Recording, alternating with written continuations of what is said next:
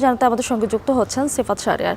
সিফাত, কোটা আন্দোলন নিয়ে তো ছাত্র আন্দোলন স্মারকলিপি প্রদান করবে রাষ্ট্রপতি বরাবর, এ নিয়ে আপনার কাছে এই মুহূর্তে কি কি তথ্য আছে বিস্তারিত জানাবেন।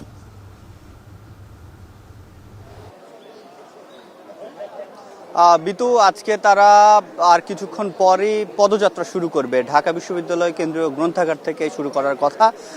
সেভাবেই সব হলগুলো থেকে শিক্ষার্থীরা মিছিল নিয়ে এবং দলে দলে এসে কেন্দ্রীয় গ্রন্থাগারের সামনে অপেক্ষা করছে এবং সবাই যখন একত্রিত হবে তারপরেই তারা এখান থেকে পদযাত্রা শুরু করবে। এবং জানেন, কোটা সংস্কারের যে এক দফা দাবি, সে দাবি আদায়ে রাষ্ট্রপতির কাছে আপনিও যেটি বলছিলেন যে স্মারকলিপি তারা দেবেন, যাতে 24 ঘন্টার মধ্যে জরুরি সভা ডেকে সংসদে আইন পাশ করা হয়, এমন উদ্দেশ্যে তারা স্মারকলিপি দেবেন। এবং আমরা যেটি দেখেছি, যারা সমন্বয়ক রয়েছেন তারা ইতিমধ্যে এখানে এসে উপস্থিত হয়েছেন এবং সাধারণ শিক্ষার্থী যারা রয়েছেন হলগুলো থেকে শিক্ষার্থীরা এসে প্রতিদিনের মতো জড়ো হয়েছেন।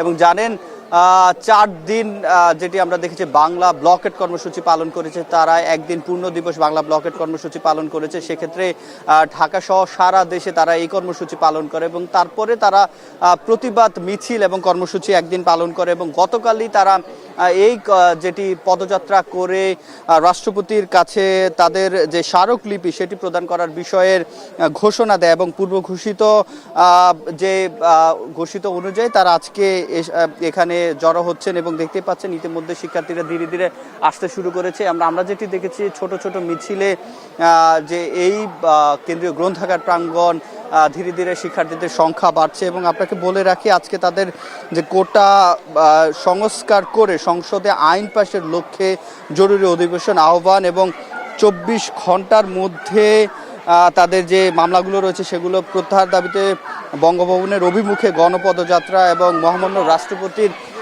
কাছে তাদের যে স্মারকলিপি সেটি তারা পাশ করবেন। এবং তারপরে তাদের যে দাবিগুলো যেটি বারবার বলা হচ্ছে এক দফা দাবি আদায় সরকারকে জরুরি অধিবেশন ডাকার বিষয়ে এই স্মারকলিপিতে উল্লেখ করা হয়েছে। তো এই ছিল আমার কাছে মিতু ঢাকা বিশ্ববিদ্যালয় থেকে সবশেষ। ধন্যবাদ সিফাত। এখন জনপদে নিচ্ছে আরো